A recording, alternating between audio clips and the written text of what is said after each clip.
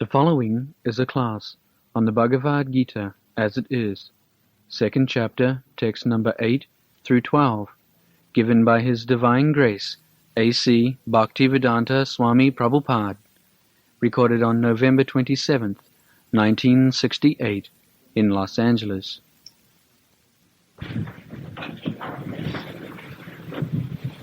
Somebody come read Bhagavad Gita. You read? Come on. Our publication by Macmillan Company, Bhagavad Gita, is out.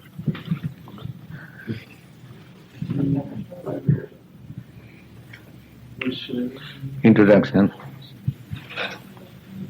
Yes. This is the introduction to Bhagavad Gita as it is. Namo Vishnu Padaya Krishna Pastaya Bhutale Srimati Bhaktivedanta Samaniti. The Bhagavad Gita is also known as the Gita Upanishad. It is the essence of the Vedic knowledge and one of the most important Upanishads in Vedic literature. There are many commentaries on the Bhagavad Gita, and the necessity for another should be explained in the following basis. An American lady asked me to recommend an English edition of the Bhagavad Gita, which she could read. I was unable to do so in good conscience. Of course, there are many translations, but of those I have seen, not only in America, but those also in India, none can be said to be authoritative, because in almost every one of them the author has expressed his personal opinion through the commentaries, without touching the spirit of the Bhagavad Gita as it is. The spirit of the Bhagavad Gita is mentioned in the Gita itself. It is like this. If we want to take a particular medicine, then we have to follow the directions written on the label of the bottle. We cannot take the medicine according to our own directions, or the directions of a friend not in knowledge of this medicine. We must follow the directions on the label, or the directions of our physician. The Bhagavad Gita also should be accepted as it is, directly by the speaker himself. The speaker is Lord Sri Krishna. He is mentioned on every page as the Supreme Personality of Godhead, or Bhagavan. Bhagavan sometimes means any powerful person or demigod, but here it means Krishna. Most of you must have read some editions of Bhagavad Gita. I'll give you instances. One of the English translations, commentaries by Dr. Radha Krishna. And the 9th chapter, the Lord says, Manmana bhavamad bhaktam madhyaji mang namaskuru ma vivaishashi kaunteya asangsaya. The Lord says that you just always remain thinking of me. That means always remain in Krishna consciousness. Simply, this Krishna consciousness means somewhere or other you have to think of Krishna always. Somewhere or other. You just engage yourself in some activity so that it can remind you about Krishna. That is the process. Therefore, those who are elevated devotees, in everything they remember Krishna. That is the perfection. Power jangam dakhi na dakhi tanmur. Here is a light. A perfect devotee sees the light, not the light as it is, but he sees some relationship with Krishna or Krishna in the light.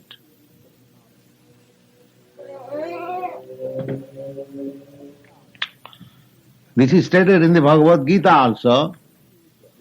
The Prabhasmi Sasisurjaya. Rasoham apsu kaunteya Prabhasmi Sasisurjaya. Krishna says that I am the taste of the water.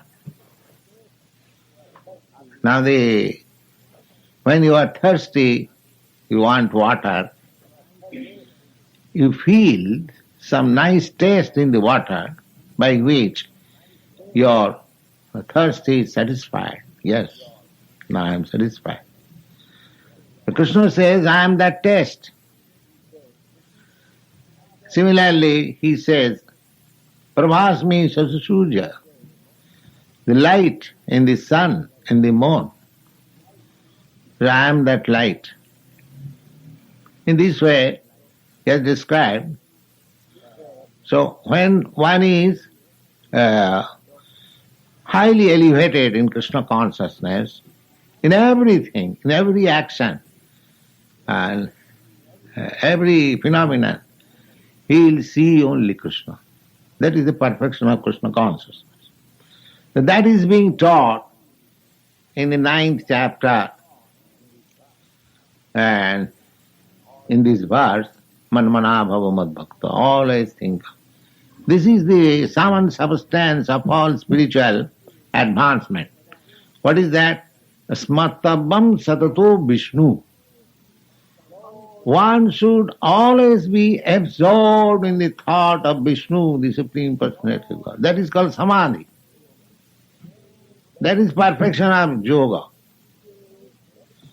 The yoga system is the practice of the most lower class of men.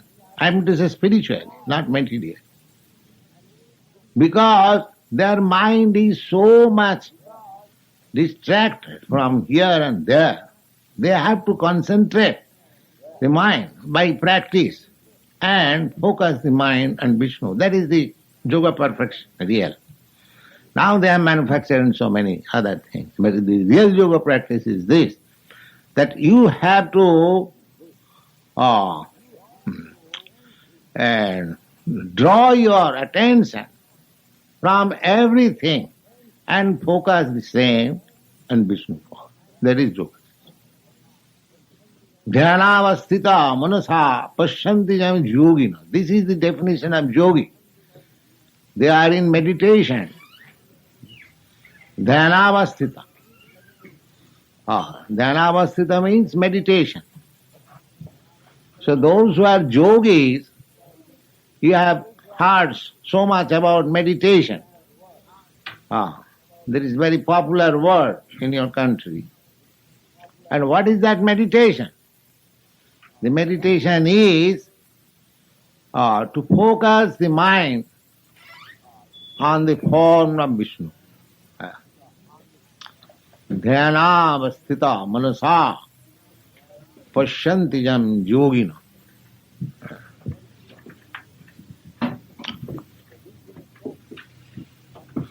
So this instruction you will find in the 9th chapter.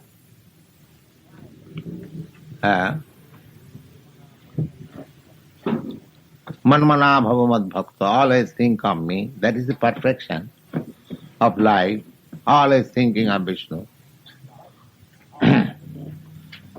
But one commentator, very big commentator, he says, this meditation is not up to Krishna. Just see. Krishna says that meditate upon me in the Bhagavad Gita. And the commentator says, it is not up to Krishna. In this way, in similar way, or a different way, every commentary on Bhagavad Gita so far published, I have seen, their business is how to divert one's attention from Krishna. Although in the Bhagavad Gita, the main factor is Krishna. But that is mentioned here. What is that?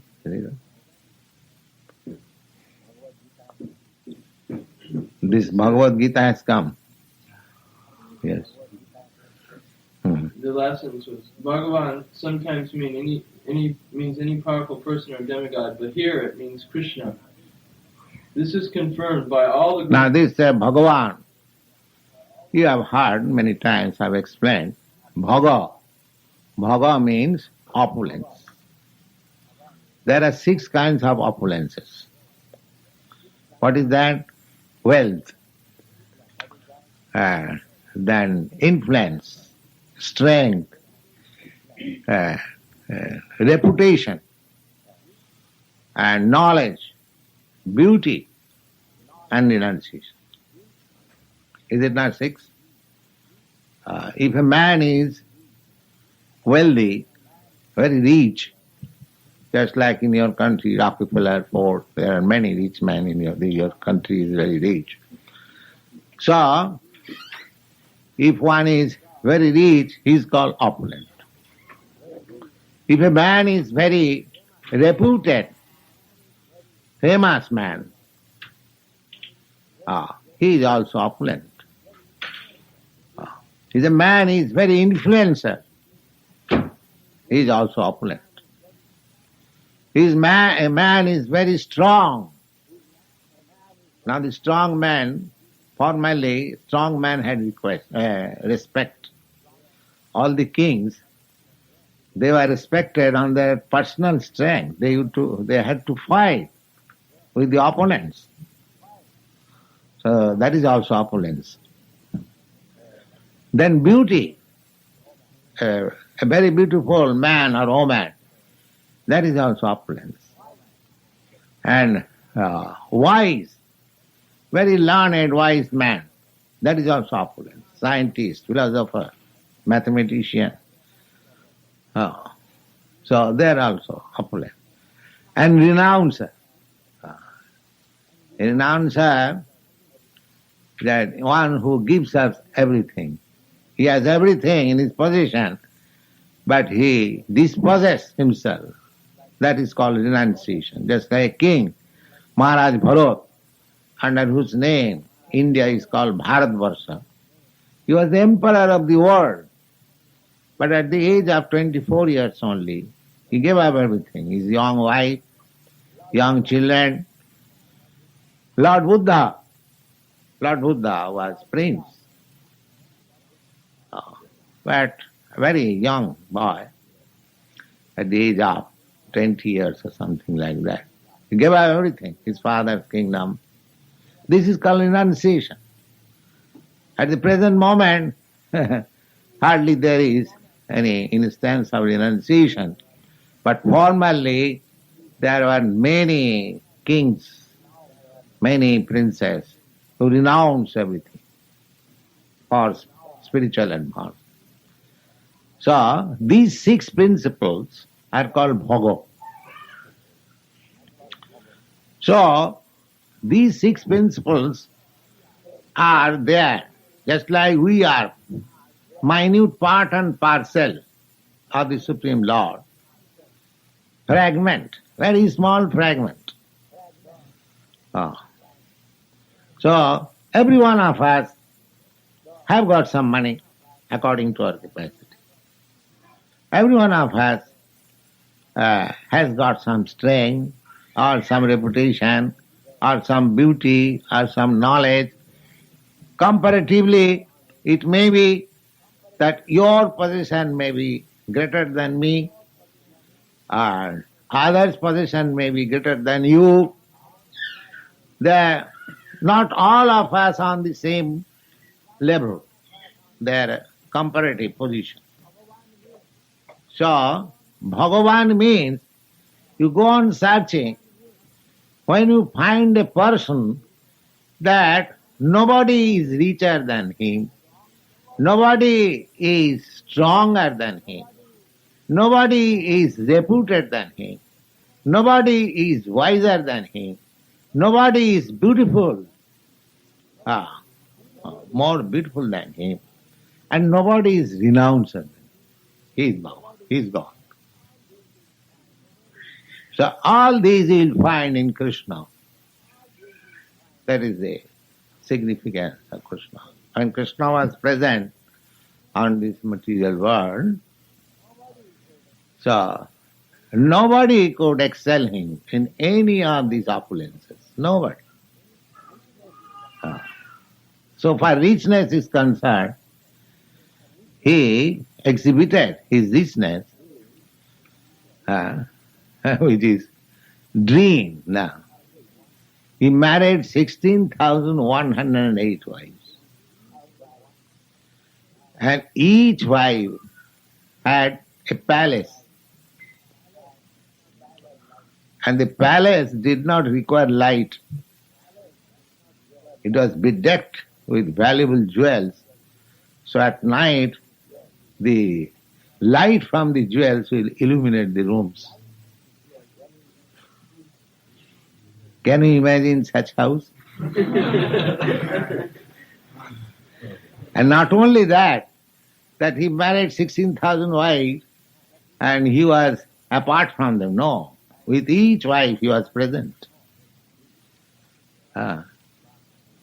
With some wife he's talking, with some wife he's playing, with some wife he's looking after the children. In this way, Narada traveled all the houses, all the palaces. He saw Krishna is there in this.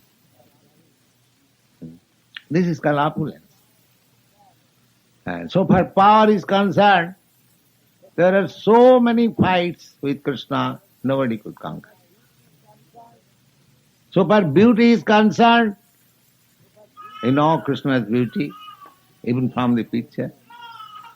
And all the gopis in Vrindavan, Krishna at the age of 15th, 16th year, naturally at that time, boys are very beautiful. Any man even. So he was so beautiful that all the gopis prayed to Jogamaya. Everyone prayed, my dear mother, please give me Krishna as my husband. So, this is very nice significance. You see, that the day they prayed, the next day there was, perhaps you know, the Krishna's Vastrahan Lila. Vastrahan Lila means, in India still there are places in Punjab, when girls and women take bath, they keep their clothing in the river, I mean to say, not in the bathroom. In the rivers, they keep their clothing on the shore, on the bank, and they dip into the water completely naked. So that place is completely separate for the woman. No man can go there. That is the system, it's still somewhere. They will take bath fully and they will come and again dress. And woman, they are all naked, there is no same. There is no man or no boy can go. This Vastrahan Lila was that Krishna and still they went there and took up all their clothes and got up on a tree with the clothes. And they cannot come out of the water. Krishna, you are very naughty, give us our clothes, give us our clothes. That was Vastrahan Lila. The purpose was, the people interpret it in a different way. But the purpose is very significant. Only devotees can understand that all these girls, day before, they prayed to Jogamaya, that everyone prayed that let us have Krishna as our husband. Now, Krishna was at that time only 15, 16 years old. In India still, the boys of 15, 16 years, they are not married. At least he must be 20, 22 years. And girls are married between 12 to 16 years. That is the Vedic system. Neither it was possible for Krishna to marry all the girls. But they all prayed. They have to fulfill their desire. That was Vastrahan.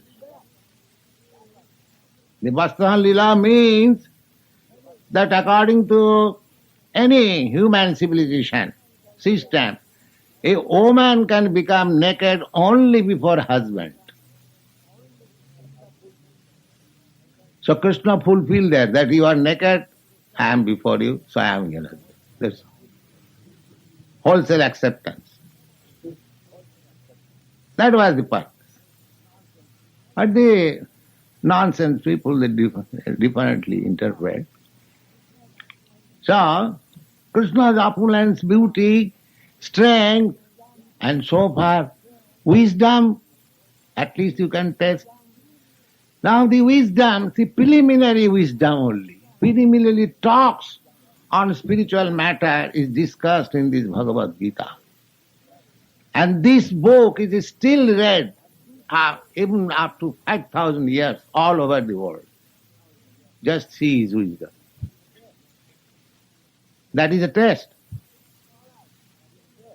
Big scholars, big religionists, philosophers, they are bewildered. Still about Bhagavad Gita. Therefore there are so many interpretations. But what is this Bhagavad Gita? Bhagavad Gita is the ABCD of spiritual knowledge. It is not very high depth of spiritual knowledge. High depth of spiritual knowledge is in the Srimad Bhagavatam. And this is only entrance, just like children are taught ABCD, or first book of knowledge. It is only the first book of knowledge. And what is that first book of knowledge? The first book of knowledge teaches from the very beginning that you are not this body. That is the beginning of knowledge, spiritual knowledge. And the whole world, great philosophers, the great politicians, now, yesterday, the boys gave me one paper. There is discussion about transcendental meditation. There was publication of our activities also and some other. So, the so-called transcendental meditation, they are discussing on the mind.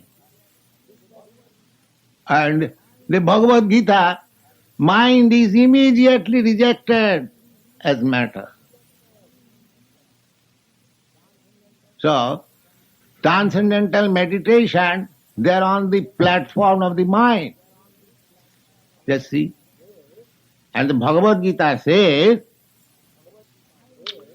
that mind is external nature only. Indriyani pararahu indriyabhya param manaha manasastu paro buddhi buddhestu japarasha. Now, in the gross material concept of life, we are under the impression that I am this body. Therefore, we are concerned with the senses. If our senses are gratified, we think we are now satisfied. So, this is the gross type of existence. When is the existence of ignorance, illusion, maya. When one is under the thought that I am this. This is illusion. Illusion means you accept something, something is presented as reality, and you accept it. Just like the example is given, water in the desert, mirage. There is no water, but an animal is hankering, is running after water in the desert. That is practical. And due to sunshine, there is a reflection It appears in the desert. Sometimes you might have seen, not here, in India we have seen several times. There is vast water and it is reflecting. The reflection. That is called minus. There is not a drop of water, but the animal, when he is thirsty, it thinks that there is water. He jumps into the desert, and the water is going ahead, and he is running after it and then dies. So, this illusion that I am this body. So we are after the sense gratification. Body means the senses. So that is marriage, illusion. Just like the animal is running after water in the desert. So, even this yoga system, the Hatha Yoga system, that is also based on this illusion. They are trying to put this water under certain exercise and thinking that they are elevating themselves in spirit. But Bhagavad Gita in the beginning says that you are not this body, neither this mind. This is the beginning of Bhagavad, and that is ABCD. Any person who does not know that I am not this body, he has no even ABCD knowledge of spiritual kingdom. If one is attracted with this bodily function or mental function, he is outside the spiritual purview altogether, rejected immediately. That test is in Bhagavad Gita. So these people, the so-called yogis, so-called karmis means the ordinary worker. Those who are running in the street with motor car, this one, that way, very busy. You see? What are they? They are karmis. Karmis means under the bodily concept. They are thinking that comfort of this body and sense gratification is the end of life. That is karma. If they have got very nice apartment, a nice wife, and good bank balance, and a very nice dress, there is perfection. That's all. That is karmi. And jnani means when they are confused, just like there are section of people in your country, they have seen enough of this material happiness, they are searching after something wrongly. But actually, those who are intelligent, they don't remain confused. Actually, they want to see what is my actual position. They are called jnani, man of knowledge. So, jnana or knowledge is on the mental plane and karma is on the bodily plane. So, some section of people, they are engaged in this bodily platform, and some section of people are engaged in the mental platform. Whatever religion and process of elevation of life we have manufactured, they can be grouped in two ways, mental and body. That's all. And Bhagavad Gita is transcendental.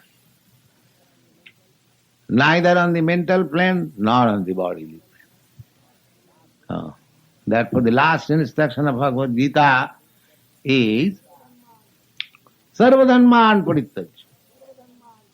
Dharma, you have created so many religious principles, so many concocted spiritual ways of life or material ways of life. Somebody are materialist, somebody are so-called spiritual. So Krishna says that you have to give up all this nonsense on the mental platform and bodily platform. You have come to the transcendental platform. And what is that transcendental platform? To understand your relationship with Krishna. That is Krishna. Read.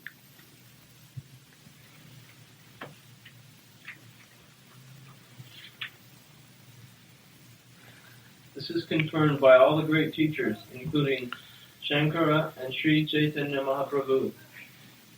In India, there are many authorities on Vedic knowledge, and they have virtually all accepted Sri Krishna as the Supreme Personality of Godhead.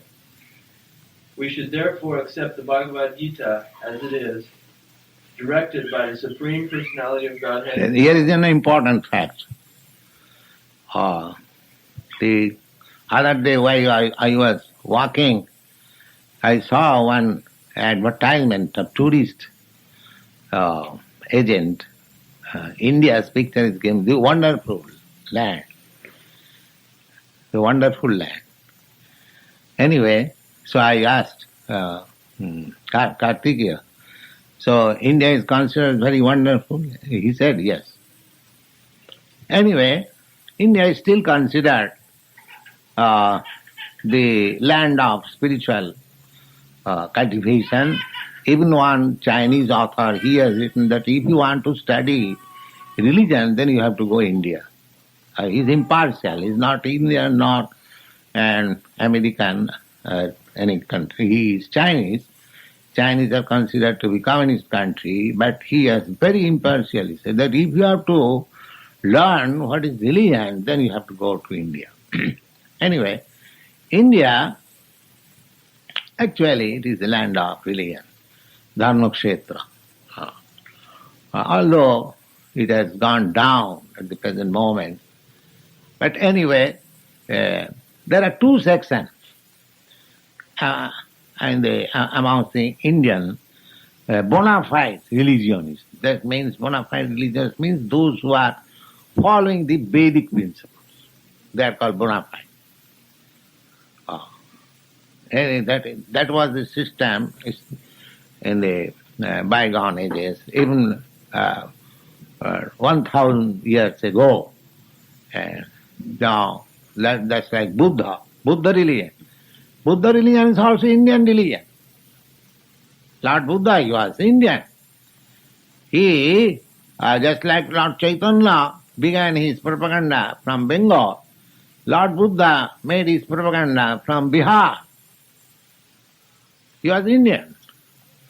But the defect was that he did not acknowledge the authority of the Vedas. Therefore, his philosophy was considered atheism. And the Shankaracharya drove away all the Buddhists from the land of India. Therefore, they took shelter in China, Japan, Burma, outside India. So anyway, strict religionists, they are followers of Vedas and they are divided into two groups.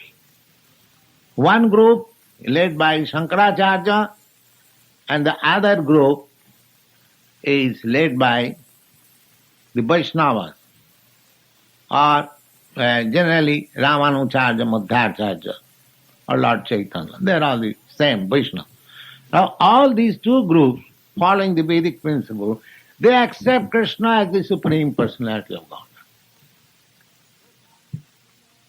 So far India's authoritative persons are concerned, there is no two opinions that Krishna is not God.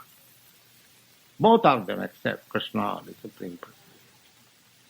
So far we are concerned, Vaishnavas, we accept. There is no doubt about it. There are four different parties of Vaishnavas. All of them accept Krishna, the Supreme Personality of God. There are 8 commentaries on the very authoritative, very enlarged commentaries on the Srimad Bhagavat of these Vaishnavas, and all of them accept Krishna. So far the other party is concerned, the impersonalists, led by Shankaracharya, a great stalwart scholar, he also accepts Krishna as the Supreme Personality. He says, Sa Bhagavan Sang Krishna. The concept of personality of Godhead, here is Krishna. And people may misunderstand, therefore he has specifically mentioned Krishna, who has appeared as the son of Devaki and Vasudeva. Particularly, just like when you have to put your identification, you have to give your father's name or your husband's name. Similarly, the same principle as Shankaracharya has followed, he has said, Krishna, the Krishna who has appeared as the son of Devaki and Vasudeva. So there is no two opinions. So this Krishna, maybe another Krishna. No. So that is stated here. Yes. Krishna is accepted as the Supreme Personality of Godhead by all the followers of Vedas. That is a fact. Yes. Now in the 4th chapter, the Lord tells Arjuna that this yoga system of the Bhagavad Gita was first spoken to the sun god. The blessed Lord said, I instructed this imperishable science of yoga to the sun god Vivasvan, and Vivasvan instructed it to Manu, the father of mankind. And Manu in turn instructed it to Ikshaku. This supreme science was thus received through the chain of disciplic succession, and the saintly kings understood it in that way. But in the course of time, the succession was broken, and therefore the science as it is appears to be lost. That is the instruction in the Bhagavad Gita, that this science of Bhagavad Gita has to be accepted by disciplic succession. That is the way of accepting any scientific thing. Just like even in material science. Suppose if you have to become a medical practitioner or a lawyer, so you have to study the law books by the previous lawyers, by the judgment of the courts. One who has studied the previous records of legal implications, he is best lawyer. Similarly, a medical practitioner who has studied the previous books and knowledge and experience, he is called experienced physician. The same principle is there. That the spiritual knowledge, you cannot manufacture any spiritual knowledge. That is atheism. You cannot manufacture any religious principle. It is not possible. That is not accepted in Vedas. Dharman tu sakshat bhagavat pranit. Dharma means the rules and regulation which is given by God. That is accepted everywhere, in Bible, in Quran also. The laws of God. You cannot manufacture. So Krishna said that these principles of Bhagavad Gita, at the present moment Bhagavad Gita is being interpreted by anyone and everyone according to his whims. That is not permissible. That is not Bhagavad Gita. We have to understand this. Simply Bhagavad Gita is that which is received by the parampara system. That is being explained. Arjuna was neither a great scholar nor a Vedantist, but a great soldier. A soldier is not supposed to be scholarly, and so Arjuna was selected to understand the Bhagavad Gita because of one qualification only. He was a devotee of the Lord. This indicates that the Bhagavad Gita is especially meant for the devotee of the Lord. So this point is discussed that just like this yogi, Maharishi, he has also written Bhagavad Gita. Now what right he has got? He has no right to say anything about Bhagavad Gita because he is not a devotee. Bhagavad Gita is taught to Arjuna. He was neither a yogi, nor a scholar, nor a Vedantist, nor a Brahmin even. He was Kshatriya, nor a sannyasi even. He was Grihastha. He had 3 wives and so many children. And he was fighting for kingdom. What is the qualification that Bhagavad Gita was taught to him? Because he was devotee. People have to see how Bhagavad Gita is to be accepted. Especially Krishna mentions in the 4th chapter that I am speaking to you. The disciplic succession is now broken.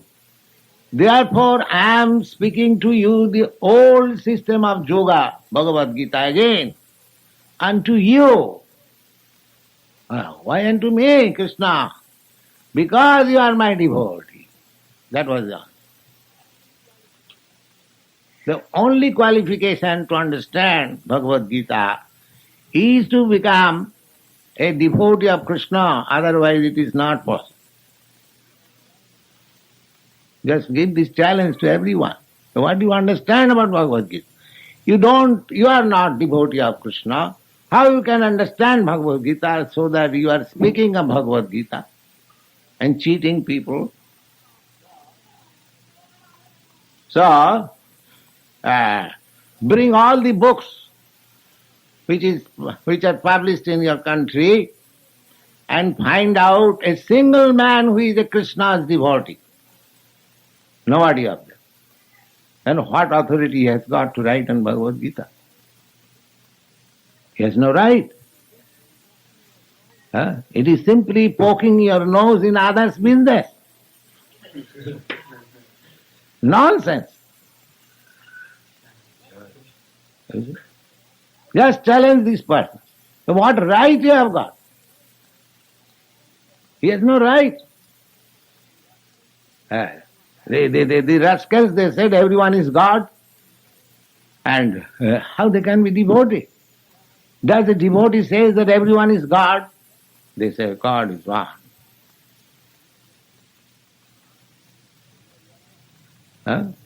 So you are realizing by meditation, I am God, you are God, my brother is God, my father is God, my this is God, everyone is God. This is the going on. You want to stop all this rascaldom. That is our challenge. We may not have many followers. We don't care for that.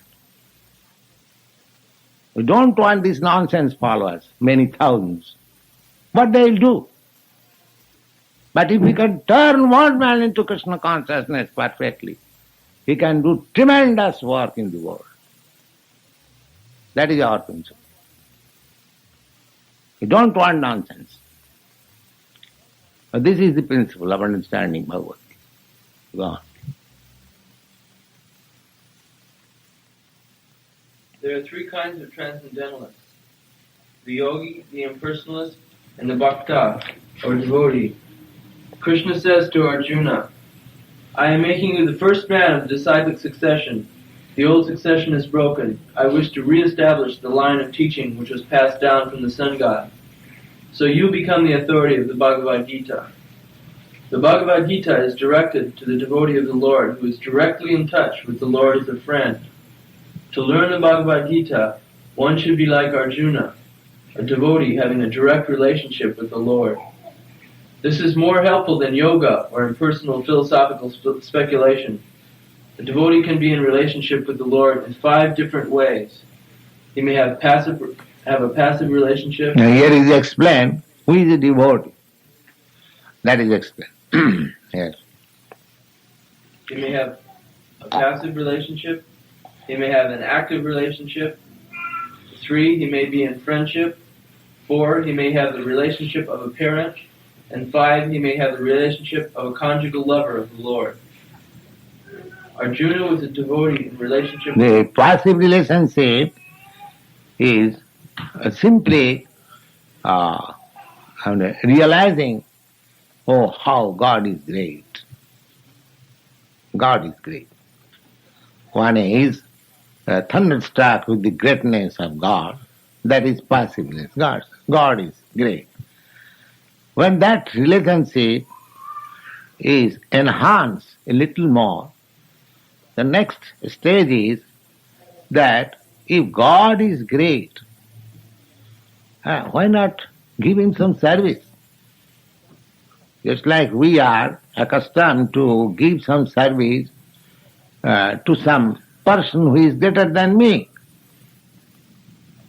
That is the laws of nature. Just like the animals. The animals are giving service to the man. Because the man is supposed to be greater than the animal. Similarly, one man is greater than the other. So, the smaller man is giving service to the greater man. That is the law of nature.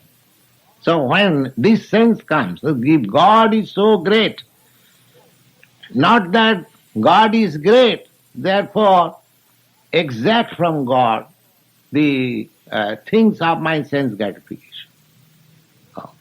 No. The real love is that God is great. God is supplying us so many things, all our necessities. Why not render some service to God? This consciousness is further development. The next development is to give service to God as friend, just like Arjuna is giving. And the next development is to render service to God as parents. And the highest platform of service rendering to God is conjugal love. So there are different stages, that is explained. Go on. Arjuna was a devotee in relationship with the Lord as a friend. This friendship is different from friendship in the mundane world. This kind of friendship is transcendental. Everyone has some relationship with the Lord. Unfortunately, in our present status, we have forgotten that eternal tie. Yet each of the millions upon millions of living beings has its particular relationship.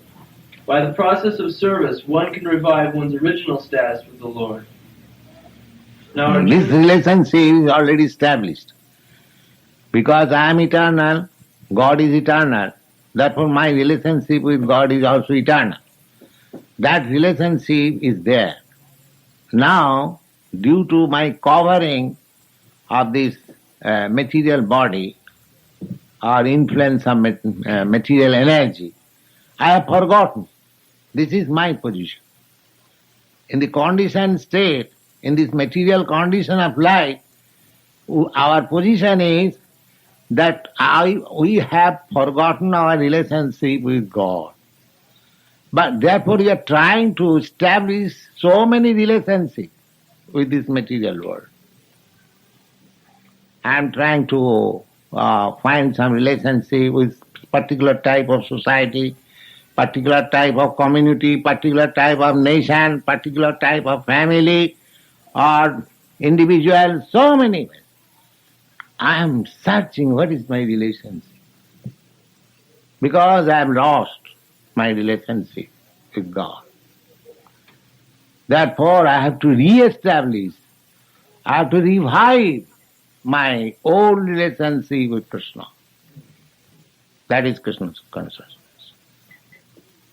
This Krishna consciousness process is to,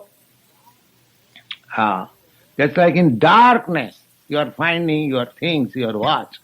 You cannot find it out. Sometimes you're touching this, sometimes touching this, sometimes touching this. But the real thing you are not touching.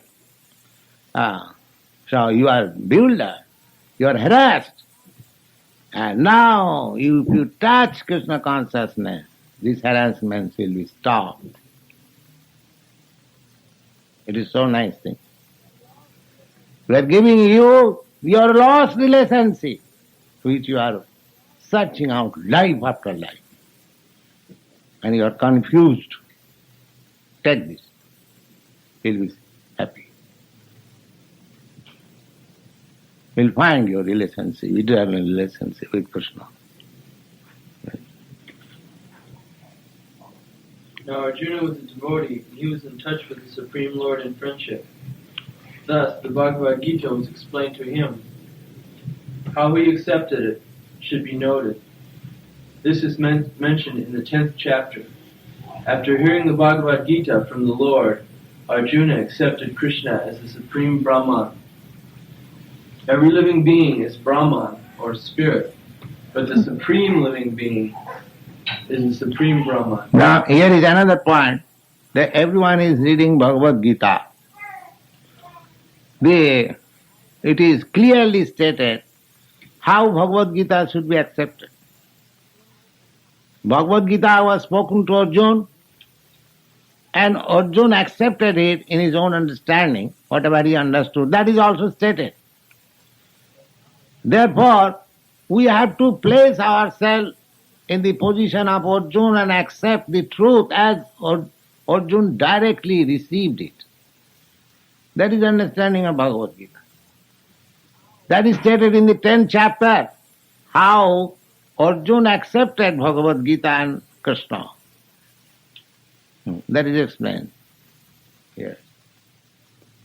Arjuna accepted Krishna as pure, free from all material contamination, as the supreme enjoyer, as the foremost person, the supreme personality of Godhead, never born, the greatest. Now one may say that since Krishna and Arjuna were friends, Arjuna was only saying these things to his friend. But Arjuna mentions that Krishna is accepted as the supreme personality of Godhead, not only by himself, but by Narada, Vyasa, and numerous other great persons. Authorities. He accepted Krishna as the supreme personality of Godhead, not because Krishna happened to be his intimate friend, but on the authorities of others, and on the statement of Krishna, and by understanding him fully. He did not accept him blindly. So this is the process of understanding Bhagavad Gita. And although he understood fully, because in future so many rascals will come and proclaim himself that I am also incarnation of Godhead. Therefore, in the 11th chapter, Arjuna requested Krishna, say, if you think you can show me your universal form, so that in future others will accept some bogus rascal as the Supreme Personality of Godhead, he may test by seeing the universal form of the person. So who can exhibit this universal form except Krishna? So we have explained this Bhagavad Gita in the parampara system, as we have heard from authoritative sources. So it may be a new contribution to your country, because in every edition they have concocted some ideas about Bhagavad Gita, but we are presenting Bhagavad Gita as it is.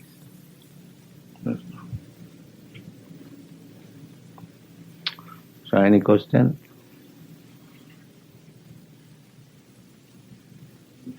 You commented that, Swami Prabhupada, that everyone has a natural desire to have a relationship with Krishna, but that because... Not desire, but he is already established.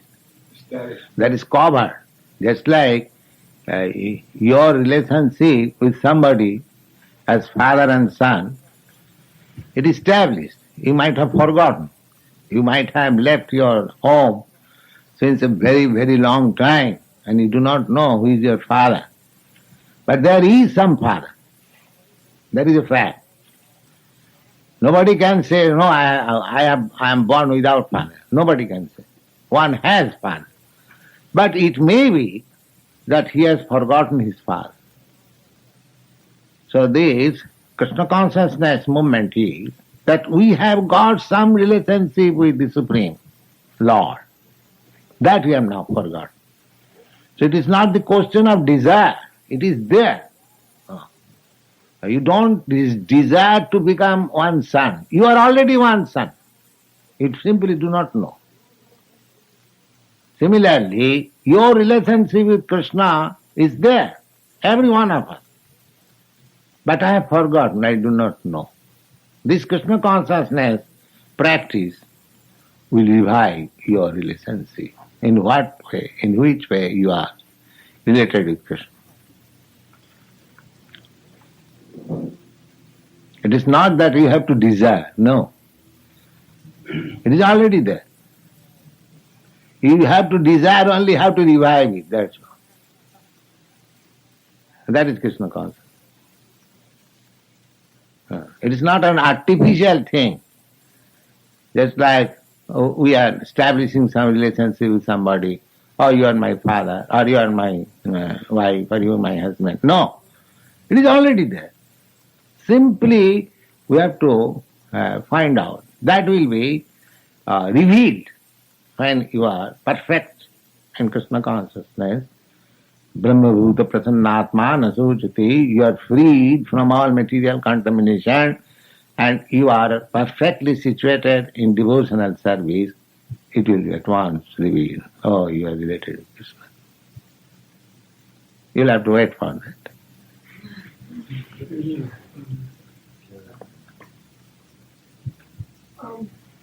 Who was Jesus' father?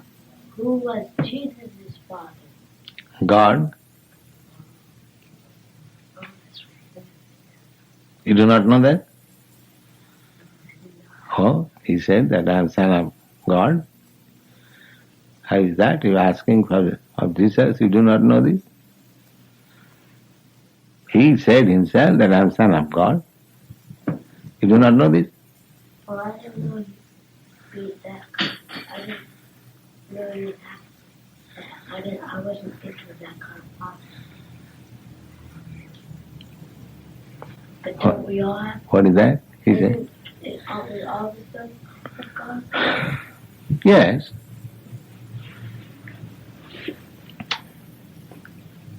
He's thinking that Lord Jesus Christ had a relationship with Joseph. Joseph was married to his mother Mary. And so he's thinking, what is Jesus' relationship with Joseph if Jesus is son of God? And Joseph raised him up from a little boy. Yes. Just like every spirit soul is son of God, but materially we think somebody as father, but real father is God. That is stated in the Bhagavad Gita. Sarvajonishu kauntiya sambhavanti murtayaja tasang mahajjani brahma anga bija padapita. This Mahatattva, this material world, just like a child is born, the father gives the seed and mother develops the body. The child's body is developed, actually all of us, we have got this body from mother. That we have got very natural affinity with mother. The child can forget his father, but he cannot forget his mother. Mother's relationship is so intimate. Similarly, this material body we have got from the material energy. Therefore we are so much materialist. We are thinking of this country, that community, this family, all materialistic, because this body is material. But so far, spirit soul, I am concerned, I am the son or the part and parcel of the Supreme. So material nature is the mother and God is the father.